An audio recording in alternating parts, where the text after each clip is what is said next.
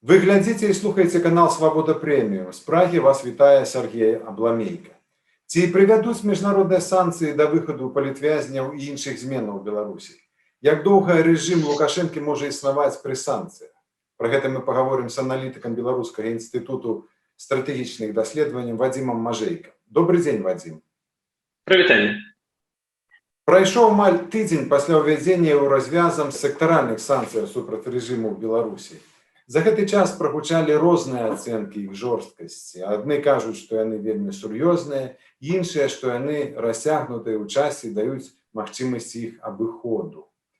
Розніцы і ацэнкі памераў стратаў для бюджэту і валавога ўнутранага прадукту Беларусі. А як лічыце вы, наколькі сур'ёзны інструмент ціску ухваліў еўразвяз? Безумоўна, тыя сектаральныя санкцыі, якія цяпер прыняў еўразвяз, яны сапраўды большыя, чым калі-небудзь было ў дачыненні да Беларусі. А некаторыя ўвогуле кажуць, што гэта найвялікшыя санкцыі, якія еўразвяз прымаў асобна ад рашэнняў Рады бяспекі ААН. І калі што раней такія санкцыі былі звязаныя толькі з выпадкамі масавага прымянення гвалту, як, напрыклад, у М'янме. У нас ўсё ж такі не такая сітуацыя. Таму сапраўды гэта санкцыі беспрэцэдэнтныя, і гэта факт. Але разам з тым, канешне, факт, што яны могуць, канешне, быць большыя. Санкцыі амаль заўсёды могуць быць большыя, і нават глядзець там, калі на Паўночную Карэю, дык таксама там толькі ў апошнія дзесяцігоддзі мы бачым сітуацыю, як цяпер, з амаль поўным нейкім эмбарга на гандаль і гэтак далей. То бок да такіх вышыляў, канешне, усім далёка. І фактычна гэта ж і ёсць важнай часткай санкцый. Бо з аднаго боку санкцыі мусяць давесці такі дакладны сігнал, прычым далёка не толькі Лукашэнкі, але і ўсім краінам у свеце, што калі нехта будзе сябе паводзіць адпаведным чынам, калі нехта будзе захопліваць самалёты з еўрапейскімі грамадзянамі, то гэта не застанецца беспакараным, гэта будзе мець наступства. І гэта важны сігнал, і такі сігнал заўсёды важна паслаць, калі развяз увогуле хоча, каб з ім у свеце лічыліся. Але разам з тым, любыя санкцыі увогуле, мне здаецца, любыя пажыцці і пагрозы, яны могуць мець, заўсёды мусіць мець некую магчымасць большага ціску. Бо калі ты суперніку кажаш, што вось глядзі, мы табе вось што зрабілі ўжо ўсё, што мы можам, уже болей не можам на цябе націснуць, то фактычна ў такім выпадку у суперніка то асабліва і яго няма прычыны прыслухоўвацца потым да гэтага бока, бо яму ж ужо ўсё самае горшае зрабілі, горай не будзе. Не, заўсёды мусіць быць сігнал, што можа быць горай. Таму трэба неяк іначай сабе паводзіць, каб горай не стала. І ў гэтым сэнсе, адпаведна, так, санкцыі жорсткія і беспрэцэдэнтныя, але могуць быць яшчэ больш жорсткія і яшчэ больш беспрэцэдэнтныя, калі беларускі рэжым будзе дазваляць сабе нейкія яшчэ новыя крокі. Ну і насамрэч, як мы бачым, калі гэты чацвёрты пакет тычыўся прынятыя пасля сектаральныя санкцыі, гэта было пасля гісторыі з самалётам. Паглядзім, што зараз будзе пасля гісторыі з нелегальнымі мігрантамі. Мы ўжо бачым абвінавачванне з боку Літвы, што беларускія памежнікі фактычна судзейнічаюць таму, каб пераходзілі мяжу нелегальна грамадзяне Ірака. І калі гэтыя факты сапраўды будуць пацверджаныя, то, мне здаецца, гэта зноў-такі можа быць нагодай для павелічэння санкцый, бо тэма нелегальнай міграцыі – гэта такая балючая тэма для еўразвяза. Еўропа на гэта можа рэагаваць досыць сур'ёзна. Існуе таксама пытанне эфектыўнасці санкцыяў як такіх. Можна прывесці мала міжнародных прыкладаў паспяховасці санкцыяў. Адзін з іх Іран, але і ў тым выпадку Тэгеран сеў за стол перамоваў праз 8-10 гадоў пасля ўвядзення санкцыяў. І вось у нас у лягеры праціўнікаў Лукашэнкі таксама існуюць розныя погляды на санкцыі. Адны заклікаюць да іх, спадзяючыся, што яны выключаць страйкі, вызвалення палітвязняў, а іншыя кажуць, што гэта штурхае Беларусь у абдымкі Масквы. Вось і Зянон Пазняк 30 чэрвеня выступіў супраць санкцыяў на той жа падставе. Як вы думаеце, ці ўдаецца і ці ўдасца Захаду вытрымаць тут баланс? Глядзіце, заўсёды трэба разумець, што, канешне, санкцыі – гэта не чараўніцтва. Санкцыі не могуць проста вось адразу адным так усё раз і атрымаўся адразу быць. Канешне, так гэта не працуе. І, як мы бачылі, шмат прыкладаў краінаў, дзе санкцыі зноў-такі это заўсёды такое, ведаеце, філасофскае пытанне, спрацавалі ці не. А што было б, калі б не санкцыі? Як оно было б? Як кажуць, історыя не знае слагательного наклонення. Таму як оно было б іначай, канешне, ніхто не ведае, як было б з Іранам, як было з Кубай і так далей. Але, канешне, з аднаго боку, это марнае спадзяванне, што вось заўтра развяз США могуць увесці якія-небудзь такія моцныя санкцыі, якія наўпрост заўтра прывядуць да дэмакратызацыі Беларусі. Канешне, такіх інструментаў не існуе, гэта цалкам зразумела. Іншая рэч, што не толькі санкцыі не чараўніцтва, а ўвогуле і нішто не чараўніцтва. Можа там здарыцца, не ведаю, масавы страйк, і не гарантуе заўтрашняй дэмакратызацыі. Колькі гадоў у Беларусі казалі, што вось трэба, каб выйшла там 100-200 тысяч на вуліцы, і гэта ўсё заўтра зменіць рэжым. Выйшлі 100-200, нават можа і болей тысяч на вуліцы, і рэжым на заўтра не змяніўся, як мы бачым. Таму увогуле няма нейкіх цудазейных метадаў, каб і нечым адным гарантаваны рэжым змяніць. Няма такого досведа з мировой гісторыі. Але зразумела, што кожны з элементаў ціску, ён сам па сабе можа працаваць. І у сукупнасці яны могуць да зменаў прыводзіць. Пры гэтым, канешне, у любых дзеянняў ёсць свае мінусы, няма нейкіх ідэальных інструментаў. У кожных дзеяння свае нейкія выдаткі. Пачынаючы з таго, што, умоўна кажучы, калі там умоўна кажучы, мірныя пратэсты на вуліцах Менска, гэта ж з пункту гледжання палітыкі эканомікі, гэта такія санкцыі ў мініяцюры, можна сказаць. Ось людзі там выйшлі на вуліцы, было, калі фактычна па нядзелях беларуская эканоміка ніяк не працавала. Немагчыма было і там не ў кавярні зайсці нармальна, ні прыцокам ездзіць, нічога. І так быў урон па эканоміцы, але ж все разумелі, што палітычныя дзеянні зараз важней, чым гэты урон. Тое самае з санкцыямі. Таксама ёсць нейкі урон па эканоміцы, канешне, а як іначай. Было б дзіўна лічыць, што можна зрынуць дыктатуру і не ахараваць увогуле нічым, без аніякіх выдаткаў. На жаль, так гэта не працуе, ўсё мае свой кошт. І таму, канешне, кошт санкцый таксама ёсць. Але, мне здаецца, вельмі важна не паўтараць наратывы прапаганды, бо зразумела, што фактычна у Лукашэнкі за ўсе гэты 20-25 год заўсёды быў адзін аргумент. А вось калі вы будете на мяне ціснуць, дык я сыду да Москвы і сцеражыцеся мяне, і таму не шапайце мяне. І таму фактычна зараз усім, хто вось кажа, што санкцыі, альбо санкцыі, альбо як некаторыя фактычна праўладныя аналітыкі кажуць, што ўвогуле любы ціск на Лукашэнку з боку пратэстоўцаў, з боку палітыкаў, гэта ўсё штурхае ў будынка Расіі. То заўсёды добрае пытанне: окей, а што іначай? А як іначай мусіць выглядаць свет? Свет мусіць выглядаць так, што дыктатары захопліваюць самалёты з грамадзянамі заходніх краінаў, ім з гэтага нічога няма, ім за гэта даюць цукерачкі, бо іначай яны сабе яшчэ горы будуць памуць. Не, так свет не працуе. І свет не працуе так, што можна бясконца тыраніць ўласных грамадзянаў, адбіраць іх свабоды і чакаць, што яны ніколі не будуць на вуліцы. Не будуць. Рана ці позна будуць. І таму ў гэтым сэнсе і санкцыі, і ўвогуле ціск на рэжым, так, ён мае рызыкі. Але мне здаецца, усе пытанні пра рызыкі, звязаныя з Расіяй, беларусы атрынулі яшчэ ў 2020 годзе. Бо ўсё гэта было пасля Крыма, калі не было пратэстаў у 15-м, менавіта таму, што тады, узважваючы рызыкі агрэсіўных дзеянняў Расіі і пагрозу далейшых існавання Лукашэнкі, беларусы відавочна абіралі хай пасядзець ціха, не рызыкаваць.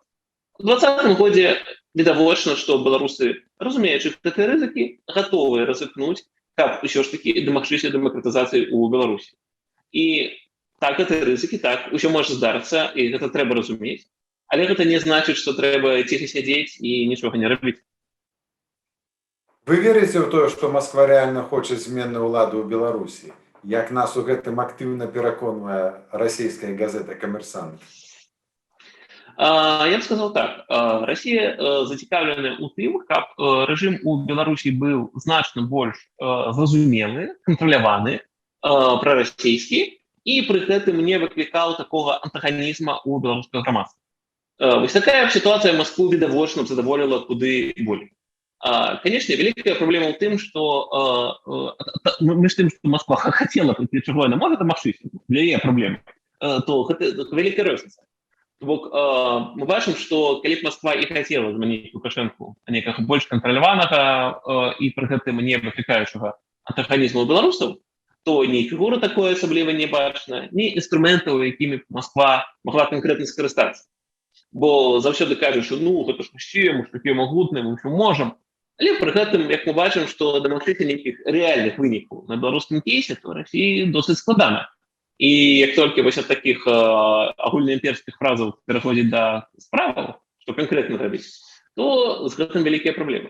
Тому Росія, може, і була зацікавлена у праросійському транзиті влади, але, як ми бачимо, вона до гэтага досить так лагодна. Коли штурхає Лукашенко, то лагодна.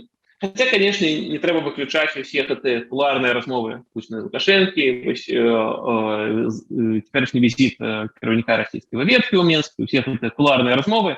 Звісно, ми не ведаємо, які розмови там відбуваються. І, ну, фактично, коли керівник одної держави приватно зустрічається з керівником ветки другої держави, то не треба бути конспірологом, щоб підозрювати тут які великі закулісні гульні. Тому які гульні ведуться і до чого вони можуть привести, справді це фактор невідомий. Але, ну, просто тут нема чого в деталях розважати, бо, ну, просто ніхто тут не володає цією інформацією. Калі ўзяць разам санкцыі США і еўразвязу, то міжнародны ціск на беларускі рэжым выглядае беспрэцэдэнтным. Па такім ціскам Лукашенко яшчэ не жыў. Як, на вашу думку, могуць разгортвацца падзеі? І наогул, як доўга можа вытрымаць гэты рэжым санкцыяў Лукашенка? І яго, на маю думку, даволі маналітная сістэма і устойлівая эканоміка, да рэчы. Ну, факт у тым, што і колькі можа рэжым вытрымаць пад такімі санкцыямі, не ведае ніхто.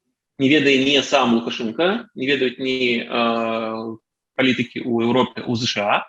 Бо, ну, просто ніколі такога ціску мы не бачылі.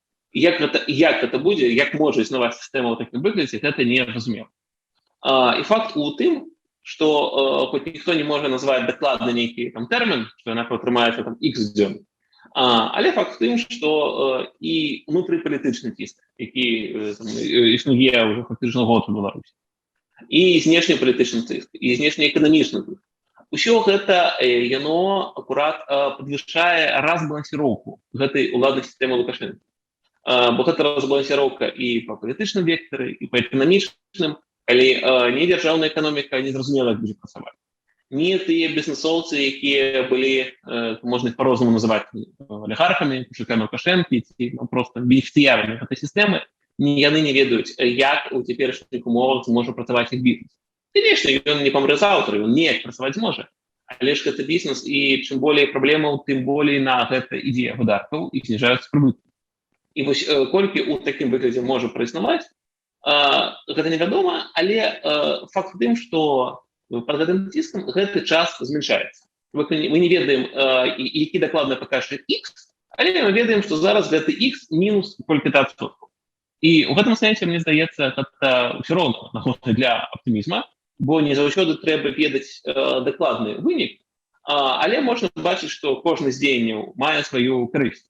Умоўна кажучы, я не ведаю, дзіўнае параўнанне, але калі вось галантны кавалер, ён спрабуе дамагчыся кахання нейкай дамы, ён там робіць нейкія падарункі, прыемныя жэсты, ён же не ведае, пасля якога з падарункаў она скажа, што так, она гатовая там ісці з ім на спатканне, з ім ажаніцца. Ён не ведае. Але ён ведае, што кожны з гэтых крокаў сам па сабе правільны, і, дарэчы, так, гэта ўсё таксама вынесе эканамічныя выдаткі. Але ён разумее, што ідзе на правільным шляху, і само па сабе гэта ўсё добра. Вось то і цяпер. Ціск на рэжым ніколі не ведаеш, калі дакладна ён прывядзе да якога дакладна выніку, але калі сам працэс штурхае, калі лічыць, што штурхае ў правільным накірунку, то трэба проста працаваць і, можа, не заўсёды канцэнтравацца толькі на тым, калі дзень X наступіць, а канцэнтравацца на тым, як яго наблізіць і што з гэтага реальна цяпер. Вы ўжо часткова адказалі на маё наступнае пытанне, але тым не менш, я ўсё ж хачу спытацца, бо мне асабіста часам песімістычна здаецца, што ўзброены да зубоў маналітны рэжым можа колькі загодна доўга прыгнятаць свой народ. Якія варыянты разгортвання падзеяў вы бачыце ў бліжэйшыя год, два? Ну, ведаеце, у гісторыі было шмат дыктатараў, якія хацелі правіць бясконца, і каб іх рэжым захоўваўся бясконца. Але я за ўсю гісторыю чалавецтва яшчэ не ведаю ніводнага дыктатара і ніводнага рэжыму, які сапраўды змог утрымацца сапраўды бясконца. На жаль, для дыктатараў так гэта не працуе. І сапраўды дыктатарскія рэжымы яны могуць быць досыць устойлівыя, асабліва калі пабудаваная некая сістэма ўлады і калі для гэтай сістэмы ёсць эканамічны падмог. Насамрэч, калі глядзець стратэгічна, то ў Беларусі няма ні такого, ні другого. У Беларусі няма сістэмы, якая б змагла прадукаваць новых палітычных лідараў. Ну, як, напрыклад, гэта ёсць у Кітаі, дзе фігура кіраўніка кампартыі, ён можа быць меней моцны ці болей моцны, як там сёння Сі Цзіньпін. Але зразумела, калі ён сыдзе, то сістэма назаўтра не абрынецца, калі сістэма стаіць за кіраўніком. У Беларусі такой сістэмы фактычна няма. Так, ёсць нейкія досыць маналітныя каркасны, якім трымаецца Лукашенка, але вельмі сумнеўна, што гэты каркас можа падтрымліваць іншую фігуру. І другі важны складнік – гэта прысутнасць эканамічных рэсурсаў, якія б забяспечвалі з аднаго боку устойлівасць сілавой мадэлі кіравання, а з іншага боку дазвалялі выдаткоўваць хоць нейкія сродкі на грамадства, каб мець нейкі добры імідж. І можна кажучы, найлепшы прыклад гэта петракраты Персійскага заліва, дзе ў іх ёсць шмат грошай, і таму яны могуць утрымліваць і сілавікоў, і разам з тым даваць досыць шмат грошай на ўнутраныя патрэбы, на нейкі міжнародны імідж, каб пра іх не так ужо дрэнна думалі свае грамадзяне і замежнікі. Там прыклад пагорай, гэта, напрыклад, Венесуэла, дзе грошай ўжо відавочна зусім не хапае на грамадства, на туалетную паперу, але іх яшчэ крыху хапае на сілавікоў, і уладзе атрымліваецца неяк такі стане ўтрымлівацца, зноў-такі сітуацыя Венесуэлы гэта, пэўна, далёка не мара Лукашэнкі.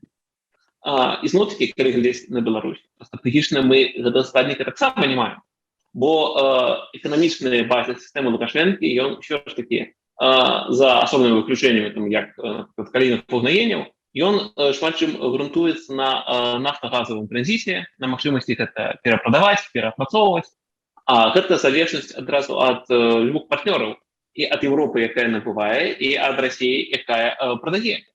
І, як мы бачым, цяпер рызыкі знаходзяцца па двух фронтах. Еўропа вводзіць санкцыі і на транзіты, і на пакупкі, а амерыканскія санкцыі прост б'юць па ўжо бачым па нафтане, які фактычна не працуе ў тых аб'ёмах, як раней.